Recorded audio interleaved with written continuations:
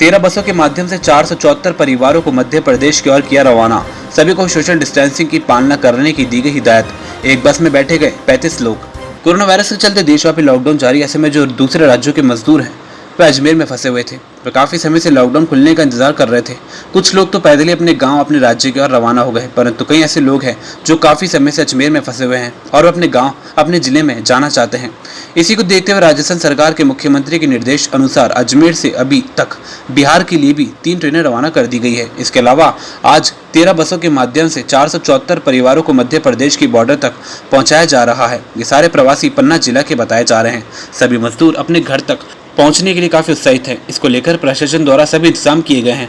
वहीं मध्य प्रदेश की बॉर्डर पर पहुंचने के बाद प्रवासी मजदूरों की जिम्मेदारी मध्य प्रदेश सरकार की होगी और मध्य प्रदेश की सरकार फिर इन्हें इनके घर तक पहुंचाएगी।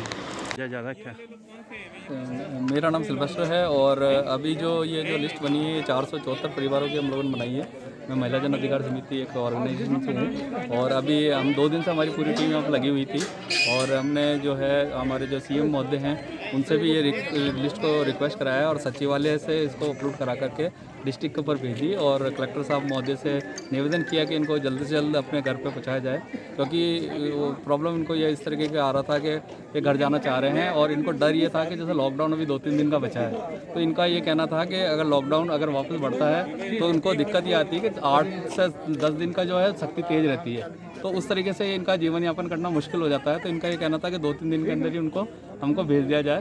तो हम लोगों ने प्रयास करके और हम कल से इनके साथ में लगे हुए थे। कल रात भी हमारी 11-12 बजे तक इन लोगों से बात हो रही थी और इनका कहना था अगर प्रशासन नहीं भेजता तो हम पैदल ही निकल जाएंगे। तो हम लोगों ने इसमें हस्तक्षेप करके इनको यहाँ रोके रखा। सुबह हमने विजिट की, सुबह वार रूम में भी विजिट की और सौभाग्य से 3 बजे सूचना आई कि 13 बसों के माध्यम से जो 474 फैमिली उनको भिजवाया जा रहा है। इसके अलावा और भी लोग हैं यहाँ पे जो भी जाना चाहते हैं, तो उनका भी सेकंड राउंड के अंदर हम उनको भेजने का वो प्रक्रिया चलाएंगे। तो अभी हम लोग यही इनके साथ कोशिश कर रहे हैं और इस तरीके के जो प्रवासी मजदूर हैं हमारा यही मानना है कि कुशल मंगल तरीके से अपने घर पे पहुंच जाएं। और इनके साथ में जो छोटे बच्चे हैं उसका मैं कहना चाहूँगा प्रशासन को, क्योंकि जब खाना आता है जो 1-2 बजे तक आता है, लेकिन ऐसे छोटे बच्चों को बहुत ज़्यादा ज़रूरत रहती है, तो उनके लिए जैसा मिल्क है, बिस्किट है, उस तरीके की व्यवस्था भी करते हैं, क्योंकि ऐसे बच्चों को 2-2 घंटे भूख लगती है। और ऐसे जो परिवार हैं उनके अंदर कुपोषित बच्चे भी काफ़ी हैं, क्योंकि हमको देखने में आता है कि उनको पर्याप्त मात्रा में भोजन नहीं मिलता है, मजदूरी और इस तरीके का जीवन यापन करते हैं। तो इन परिवारों को आपको खासकर इन बच्चों के और भी ध्यान देना पड़ेगा। हम बड़ों की ओर तो दानदाता काफ़ी ध्यान दे रहे हैं, लेकिन इन बच्चों के लिए तो मैं खासकर कहना चाहूँगा जो दूध है या जो पौष्टिक आहार है, जिस तरीके हम दलिया, सूजी इस तरीके के देकर बच्चों को पौष्टिक आहार भी दे रहे हैं संस्था के माध्यम से, तो इस और भी ध्यान दें। तो ये प्रवासी मजदूर हो सकता है थोड़े दिन और रुक सकते हैं और इनको जल्दी से जल्दी हमको उनके गंतव्य स्थल तक पहुंचाना चाहिए। नाम बताइए आपका। मेरा नाम सिल्वेस्टर है, महिला जन अधिकार समिति अजमेर से। भेजा जा रहा है इनको आज किस तरह से?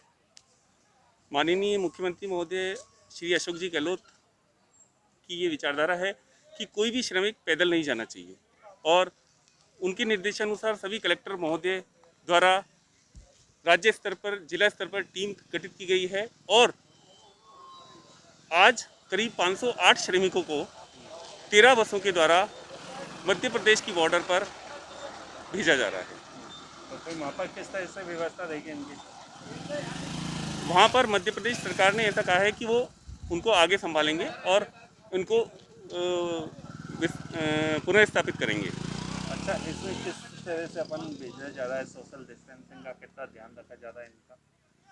30 से 35 लोगों को एक बस में भेजा जा रहा है और जो राज्य सरकार के कोविड-19 के मापदंड है उसके अनुसार माननीय जिला कलेक्टर महोदय के निर्देशानुसार कार्रवाई की जा रही है। ये श्रमिक कहाँ का अपने जिले के किस जगह से आए हैं, क्या है? ये श्रमिक बेसिकली यहाँ पर निर्माण कार्यों में लगे हुए थे और काफ़ी समय से झुग्गी झोंपड़ियों में बसे हुए थे और जब काफ़ी समय से इनके पास काम नहीं है तो ये लोग पुनः अपने गृह जिले में जाना चाह रहे हैं।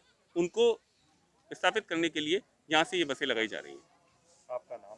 विजय कुमार विजयवर्गीय, क्या हो आप? वॉर रूम कलेक्ट्रेट पटवारी।